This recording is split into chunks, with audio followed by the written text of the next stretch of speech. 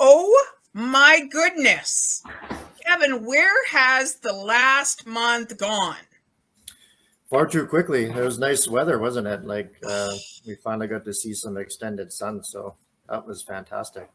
Well, they said when I was listening to the weather or in Weather Canada that this August broke all heat records from the most days over 20 degrees since the Mm. time that they started keeping records. So I bet you there's a lot of people that are like, what the heck happened to my hardwood floor and windows open and doors open? Oh, by the way, this is Fast Facts and Features, and we're back taking a month off. So exciting. And Kevin, I got to say, from people that, so you're aware, I help Kevin and Tanya in Ethical Flooring with some of their social media and posting.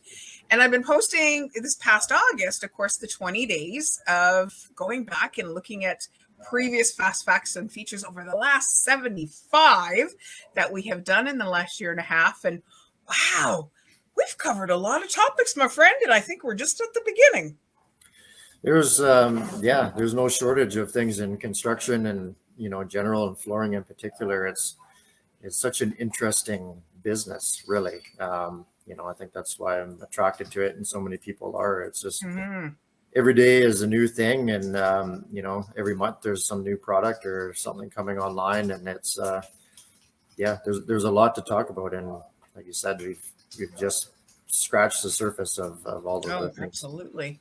So I understand today is in the construction industry, the building industry. Haven is having, it's the Home Builders Association of Vancouver, is having a golf tournament, and you guys got involved a little ways. How did you guys get involved this year? Yeah, we contributed to to the sponsorship through one of our colleagues, Brendan, who is quite involved, and he's on the golf committee, and so he's been involved in the bringing up of the event, and he's there today. And then there's also a silent auction that we've contributed to as well. So yeah, it's obviously we like to be part of the builder community as much as possible, and I don't golf personally, so here I am talking to you. But we got one of our key team members down there, and I'm sure, thankfully, it's not raining, so it's a beautiful day to go. They're having a great day. Well, I often say, and it's funny with the different golf tournaments that I've been at for my various clients, and I say I do the 19th hole really well. And at one of the golf tournaments I was at recently, the person actually spit their drink out because they said it was so funny. They went, "I've never heard that before," and I said, "Oh yeah, I do the 19th hole really well." So when that somebody gets a hole in one, I'm there at the clubhouse ready to take a beverage in celebration with them. So I think it's so important for you guys out there that are going to watch this across our various social media platforms that this online auction wholly benefits a student at BCIT taking the various courses in the construction industry.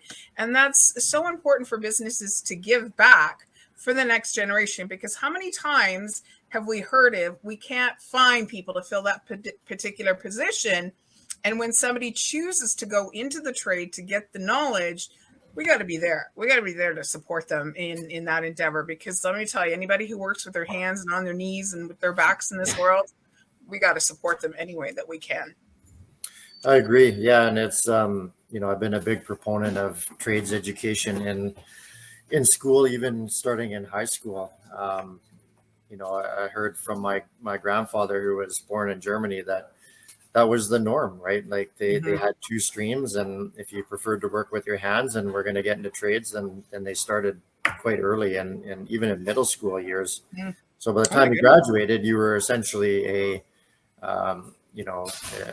trained tradesperson. So he was a machinist, worked with metal, and did that for decades. And did him very well. And I think there needs to be a fundamental change on promoting the trades to the next generation, because like you said, there's just not enough of them, and it can be a very rewarding job. I mean, the pay is increasing seemingly all the time, so it can be lucrative, but there's also just such a value that perhaps as a culture we undervalue people who put their bodies physically into creating physical things.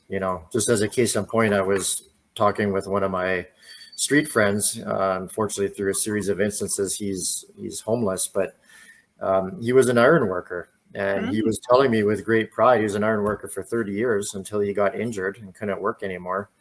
And then one thing led to another. Now he's living on the streets, but he was very proud. He had a lot of pride of the things that he had contributed. And he was telling me all the things throughout the city that he had worked on personally to build. And, even all these years later, as an elderly man, he's still very proud of the work and the things that he helped construct. So I'm sure you, much like myself, when I take people on a tour of Vancouver and the Lower Mainland, where we both live, thrive, and enjoy with our families, that you kind of go, when I was a project manager and, working with the guys on the tools, I go, I did a place in there and I did a place over there, and I drive by a place in North Vancouver and it's like, I did that house over there and refinished that floor, not personally, but with our teams there. And there's such a pride that every morning that I often say, and I know you've got your project managers doing the same thing, is you never want to regret that first step in the morning that you didn't make a great choice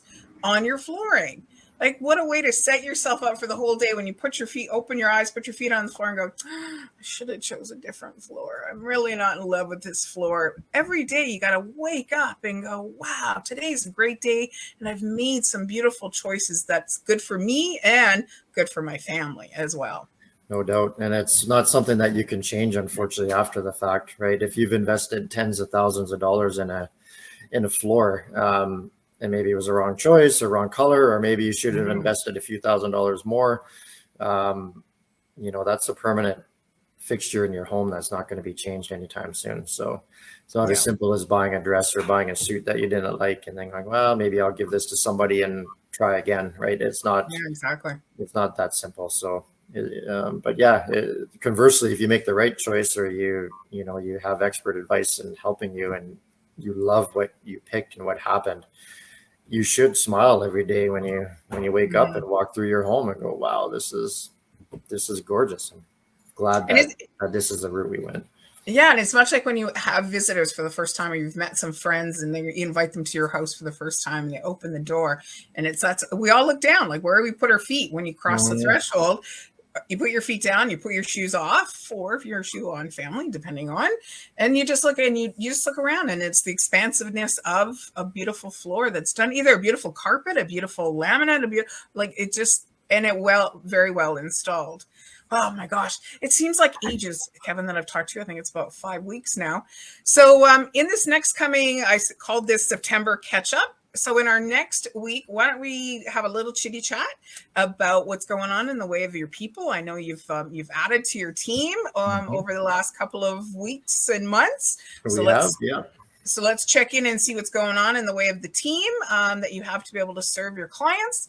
Then I'm sure, like you said, there's going to be some new products that are coming out. It tends to be like seasonal. Sometimes hardwood floor companies go, you know what, that gray's gone, this gray's coming in, or that deep rich brown is in, and new products coming in. And then I think we'll wrap up at the end of September with another little conversation, because I really feel, as we say, the Bank of Canada, of course, put their rate up again today. I really feel that a lot of people are going to be staying put, taking that equity out of their house that they thought they'd take that 100,000 or 150,000 and go up, move down, or wherever they want to move, and they're going to put it back in their houses. And there's going to be a lot. I think the renovation boom is going to happen again. Are you feeling that the same way?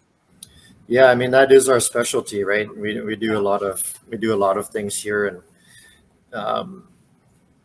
there's a few things that, like high rises, and that we're not interested in, but our specialty, really our bread and butter, is renovations. And we've talked about this before, and I can certainly see that.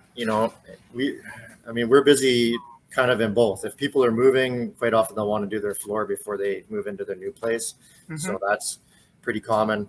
But if people also make the decision to stay, and maybe it's a 5 to 10 year time frame now people are willing to reinvest back into their home. Say, we're going to be here for a bit. I want it to look nice when I'm here, and I also want it to look beautiful when at whatever point we do decide to sell it, right? Right. Because Right. flooring is one of those things that, chosen well and installed well, it's not a negative return on your investment, right? You have Hmm. improved semi-permanently the value of your home. Now there will come a point where it's worn out and it's just no longer an asset, but for any sort of reasonable time frame, a nice quality floor properly installed is going to make your home more attractive at whatever point you decide to sell, and you get to enjoy it all the meantime while you live there. So yeah, Perfect. we're well positioned for that. Like I said, we are experts in renovations. We're used to working with people that are living in their home, so we're ready and we've been busy. So I guess your hypothesis is right. Super. Well, somebody watching out there, thank you so much for giving us a thumbs up. So I think that is a perfect place to leave it. So Kevin, I'll let you get back back out to the sales floor and coaching your team and making customers happy there in North Vancouver as well as all over the Lower Mainland. So I'll see you back next Wednesday, 2 p.m. Pacific Standard Time before or we change our clocks again sometime, for another edition of Fast Facts and Features with me, the brand ambassador for ethical flooring. Bye-bye, Great. everybody. Great to see you again, Jeanette. Thanks.